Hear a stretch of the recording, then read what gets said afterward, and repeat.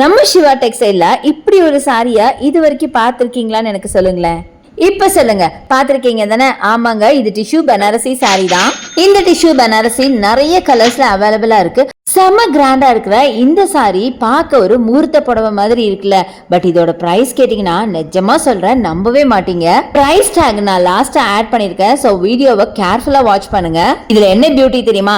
இந்த சாரிய 1 year before நான் எடுத்துட்டேங்க. But வேற ஒரு ஷாப்ல எடுத்தேன். அதை நான் வேற மாதிரி ஐடியா பண்ணி நான் வேர் பண்ணிருக்கேன். நீங்களே பாருங்க. அதோட பிக்சரை நான் பின்னாடி ஆட் பண்ணிருக்கேன். எப்படி இருக்குன்னு சொல்லுங்க.